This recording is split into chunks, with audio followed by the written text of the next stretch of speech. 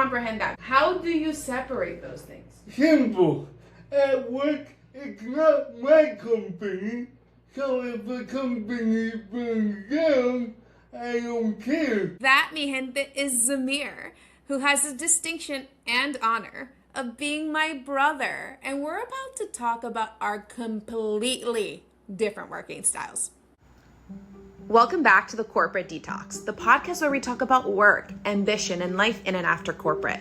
Because, mi gente, we needed this. It's me, Elisa, longtime marketing expert and your favorite corporate escape artist. Zamir works as a financial analyst at one of the largest health insurers in the country. But he's also someone who spent years writing and posting NBA takes online, which honestly tracks because his favorite hobby might be telling me that I'm overthinking things. But this episode isn't really about finance or content or even the work itself. It's about us, how we came from the same household and still look at the exact same situation and operate completely differently. How we start things, how we respond when someone gives us instructions, and how we decide what good enough even means. And weirdly, all of that starts here with me forgetting my camera and him somehow treating that like a perfectly acceptable way to begin a podcast. You know what's funny? Is that I'm so annoyed because, of course, I would forget my camera for this. Well, I can't pick you. We work with what we have and just do it. We got it. You know that is not the bar that I want to be at. It's not about quality. It's about content. I just think this could have been more perfect. We could have had picture perfect quality. Who cares? Here we are about to talk about how different we are, and then I forget my camera, and then we start debating about what's good and what's not. Here's the thing. Now you work like I work in prime school on the spot with no preparation. Yeah. You know I still don't do that. Zamir, welcome to the Corporate Detox. I've been excited to have you. Well, actually, everyone's been excited to have you on. I kind of feel a little bit insulted. Do people not want to hear me? Why do they want to hear you? Because I'm a more bold one. I feel also it's interesting because you typically don't see who made me. And a lot of it is my parents, but also you. It's funny to start on with a camera dispute of all things. Because that is so quintessential every dispute that we've had. What's the last dispute that we had on just common approach? About a year ago, you were trying to pick a time. Yeah. You were like, what would you like? What clothes should I wear to impress the person? How should I pick it? I'm just like, whatever. Pick as you go, read the room, and read their tone. You try to perfect everything before. That's where the divide is. But honestly, I feel like, actually, I disagree with this. And let me tell you why. I feel like you are the definition of 80-20. You put 80% effort, and I put 110. And it's because you're just like, good enough. It's good enough. And that's been your mentality. I feel like I realized that when we were talking about your YouTube channel, Disabled Sports. And you were just like, yeah, I just put out content. You're just like, you just put out content?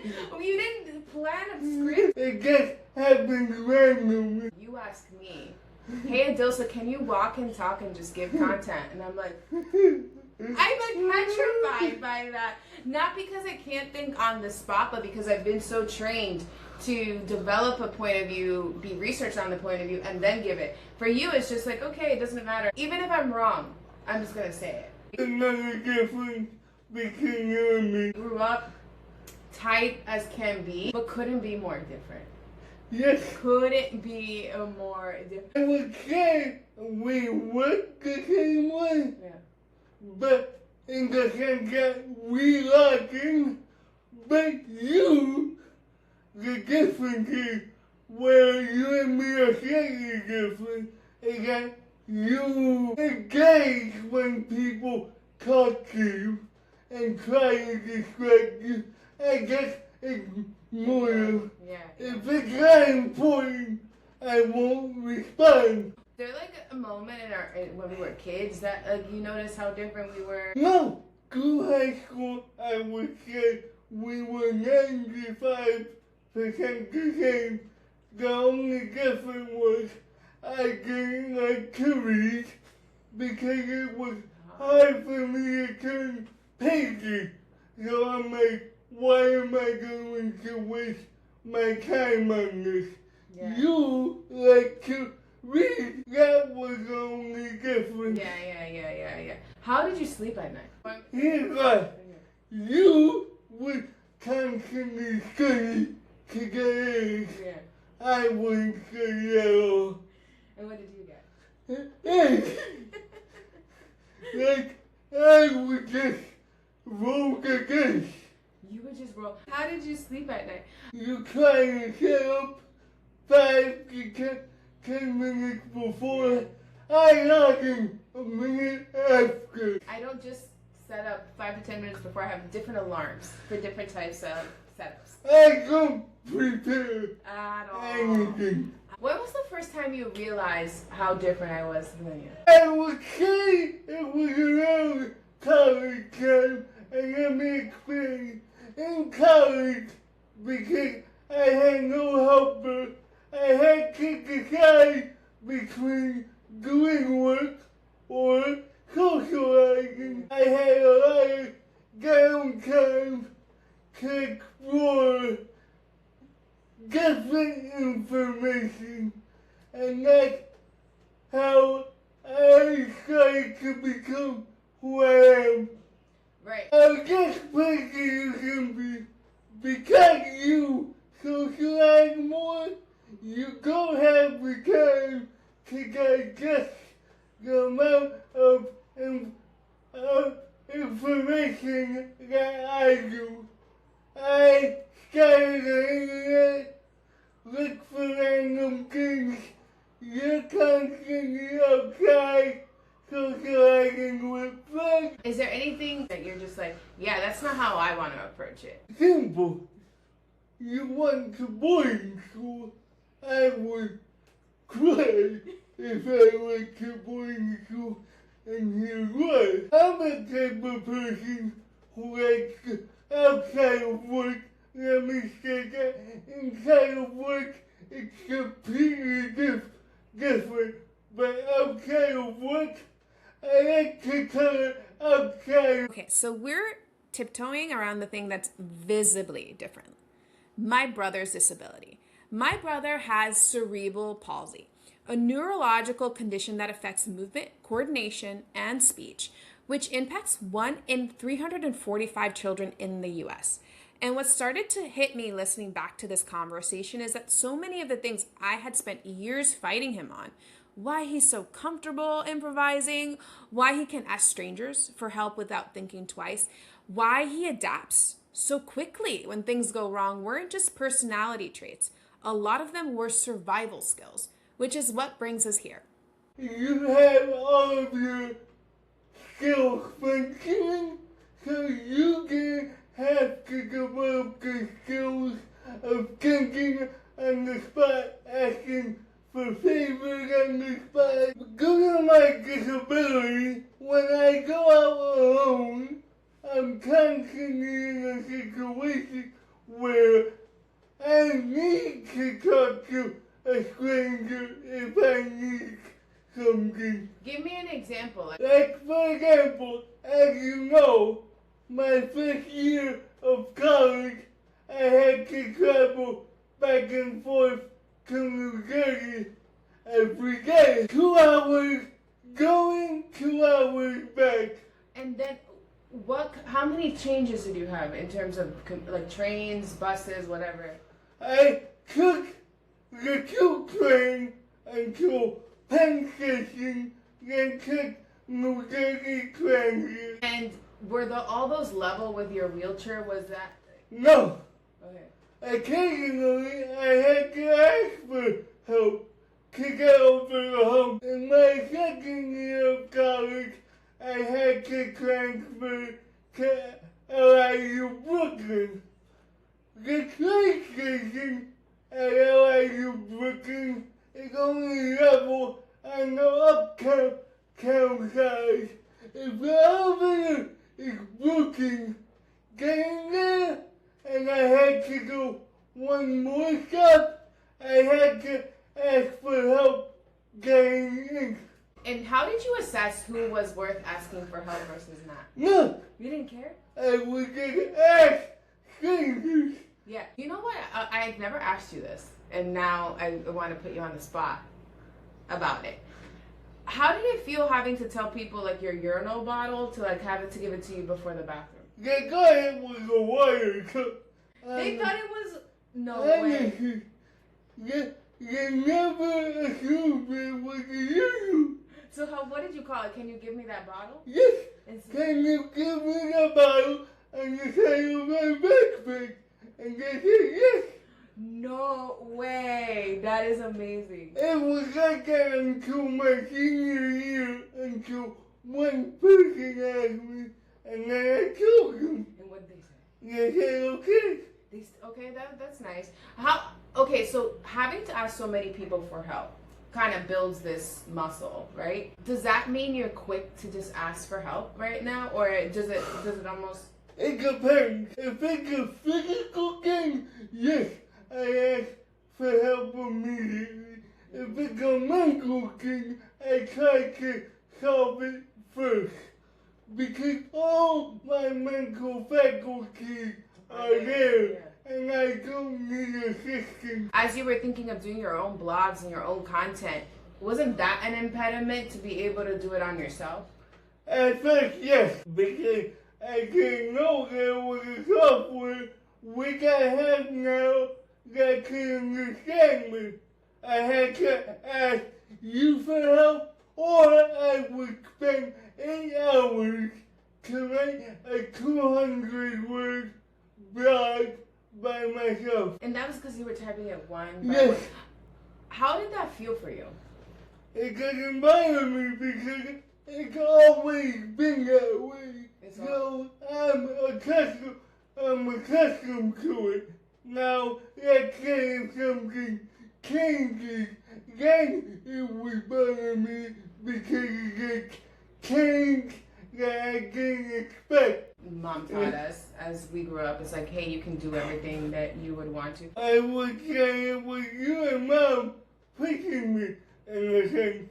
You were like, we are not accepting anything less than academic excellence.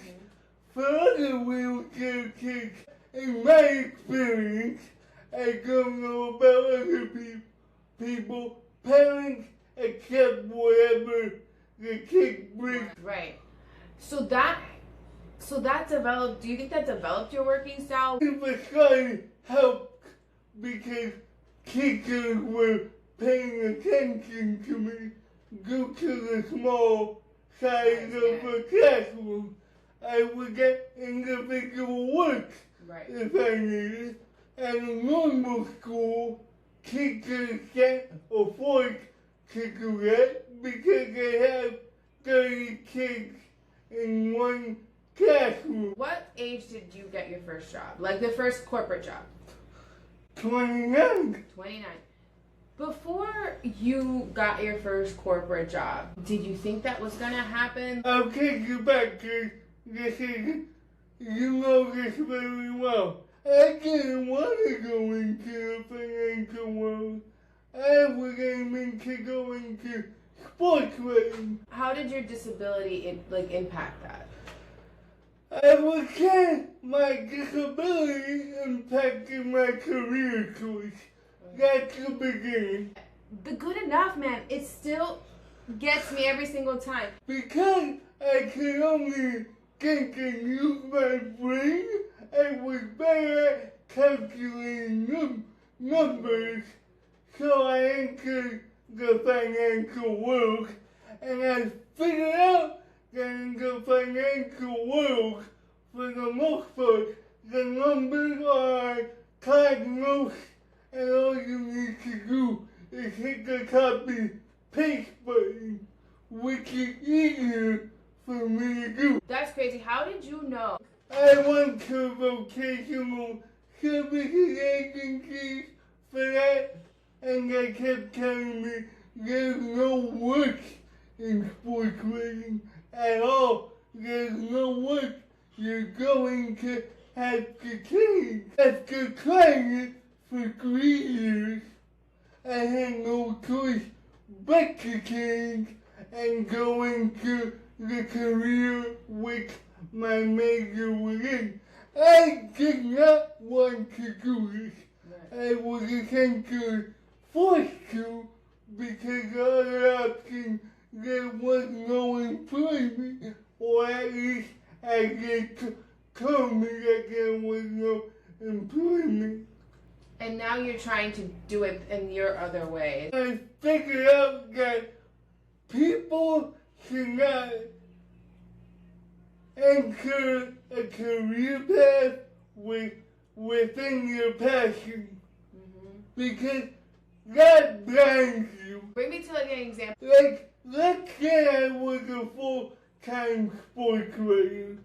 In sports writing, your editors often give you topics about what to write.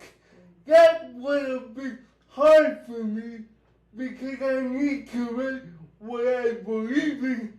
I can't write stuff that I don't believe in. It was easier for me to go into the financial world because although I was good at it, I'm less passionate about it. That would be nice to have something where you can clock in, clock out. I would say the thing that I love is sports. If I could have walked, I would have been trying to be an athlete. Well, no way. What sport would you have been? Probably fighting. Fighting? Yo, I'm shook right now because your number one team is the Miami Heat. I would have said NBA. You're telling me that fighting would have been? He's right. You know how my mouth is. Yeah. I was getting comfortable. Yeah. That's why. I did not know that would have been your thing. It doesn't bother me because it's always been that way. Is it something that you learned because of your disability, that good enough was enough? No. It's something that I learned with you. And it's not your habit. Yeah. It's the thing that they would ask you is which you would try to perfect it, and they would say, that's still not good enough. So why would I put 100% when you're still going to say it's not good enough? Right. Just do what you need to do to survive until the next day. And what made you think that actually was the thing that worked? Convince me on the other side that good enough is just good enough. Because what I realize is what corporate wants is just for you to follow orders and do that intent. I was in a situation where a person asked me to complete a settlement. Before it was time, I told them it was before it was time. They said, do it anyways. I said, okay, and get it as fast as possible. Now, there's gonna be a problem next year, but they don't care about that. They just want you to follow the order at the time. Yes. No, it's not even a long-term thing. It's like, what do I need today? Yes. What did you do for me Yes. lately? Yes. It doesn't matter if you're right in the end. Yes. It only matters. It only matters if you try to do what they say. If you go against them, that's when problems occur. You always have to do what they say to the best of your ability. That's how you get promoted. That's how you get accolades. You talked about how you color outside the lines out of work, but color inside the lines. This is a conversation you and me have had multiple times. I can't even comprehend that because would you agree that I'm the same person in life as I am in Yes. work? How do you separate those things? Simple. At work, it's not my company, so if the company burns down, I don't care. I'm just there to do a job. How do you mentally disassociate? I find that you are constantly teaching me on that. I would say there was a moment a person at work asked me to do something. I did it. A week later, they told me to reverse it. I'm like, why are you telling me to reverse it? They were like, because I asked you to. I was like, if this is how it's gonna be, okay, cool.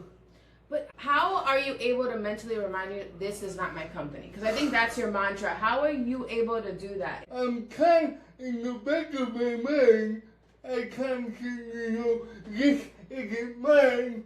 No matter how well I perform, they can fire me at any point due to budget cuts or other reasons. So why invest my 100% in this venture when I know it's not mine? But now you've been at your job for what, 5 years? Yes. That blink of an eye and you're 5 years at a company. The funniest part is that I'm the one who's an entrepreneur and you're the corporate soldier. How does that feel? Not really. I understand that you need to follow your entrepreneur endeavors, but that takes a longer period of time to build. Right. This is just an income stabilizer, Yep. and that's how I see it. And it helps fund and open you up to do the things that you Yes. want to do, and which are? I write content, film content. I am a troll as well. Who are you trolling today? I troll English sports fans all the time. What kind of heat have they come back to you with? When I write, I try to give my perspective, but my perspective is often ahead of time. So people look at me like I have 6 heads. Okay, so what's one of them? A year ago, I wrote an article saying that Kevin Durant wasn't gonna help Galactics. People look at me like you're crazy, you're this, you're that, but my premise is based on your system and how he plays. He's gonna have to be solely a shooter in Houston for it to work.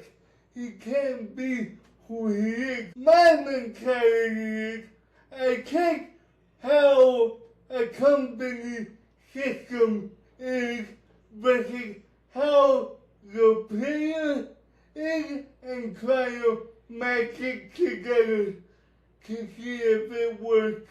Okay, so what have they gotten told because of this point of view? That I'm crazy. It's because of your disability. You're retarded. How are you able to divorce people being mean? I've seen that on the train. I love it. You what? I love it. Why do you? Tell me. What Because goes through your mind? What goes through your mind? I'll just be back at you. Okay. No problem. I find like sometimes you're shy out on the streets.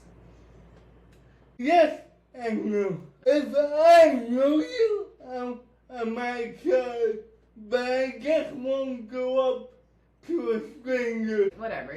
You're just whatever in your mind. I perceive that if I went to work, that people wouldn't see me as retarded and started to see me as more normal, but in reality that didn't change, so I just said, fuck it, I'm gonna be who I'm gonna be and stop worrying about what other people think. Up until this point, so much of our conversation had been about how differently we move through the world. But underneath all of those differences was something surprisingly similar. Neither of us is actually very good at being still. And it turns out humans in general are pretty bad at it too. 63% of people experience boredom at least once within a 10-day period. And once the conversation shifted from how we work to what happens when there's suddenly nothing to work on, things got a lot more honest. You know I struggle with downtime. I struggle with that too. Okay, so what does the day look like? In that time before you got your first corporate job? I would just scroll YouTube mindlessly all day long. And I was miserable. Right. Although it allowed me to gain this perspective, I was miserable because yes, that would fill me up for an hour. But what about the other 15 before I go to bed? And also, it was difficult for me to sleep because I wasn't wasting energy. All my energy was stored. All my mental energy was still there. Right. So do you think now that is why work is essential? That is why I say I'll never retire, because I need my mind to drain itself of energy in order to be sane. Right. And your pool of things that you can do are limited virtually by your disability. But if I keep myself busy working, let's say, with settlements, right? That keeps my mind constantly thinking about how to solve this puzzle. Yeah. Let's say if I was playing video games for an entire day. That'll keep me engaged for an hour, for two. But after that, after I beat a lot of games or won some games, I decide either I solve this puzzle or I'm frustrated because I'm losing. Let me get off this. Let me do something else. But the problem is, what do I do with the rest of those hours? What are those things that you have on your table? So it's one, you can go on YouTube and do some research. Two is work. Let me ask you a question. Do you feel more tired after you ate? After I ate? Ate? Yes. That's Really because tired. you're solving a new problem every single day. Yes. You're wasting mental energy. Yeah, and That's why, although I'm off, I hate time off. Because that's why I go out with my friends. Talking gets boring to me. Going to a spot gets boring to me. I need to be doing something engaging 20, 16 hours a day, 7 days a week, besides the hours that I sleep. do you hate a weekend when a weekend comes back? Yes. Yeah. It's fucking annoying, right? It's just like... It's easier for you. I mean, because, I'm a yapper. I hate yapping. Let me ask you a question. When you're not editing, do you wake up earlier the next day naturally? Yes, if I don't waste my mental energy, then that's 100%. You have to figure out a way. That's why I constantly need to be working, because if not, I go insane. I think in many ways you have getting your corporate job at 29 not saved you, but like really just gave a second gear to your life. It's because I had no other choice. The thing that I wanted to do, they were telling me wasn't an option.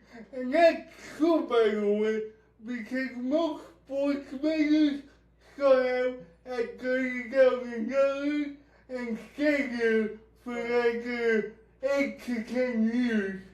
It's a long road. So as we are wrapping up, couple things. How would you tell somebody like me who is a perfectionist, how would you convince me to come out on the other side? The more you waste time trying to perfect something, the less time you have to chase the goal you want to chase.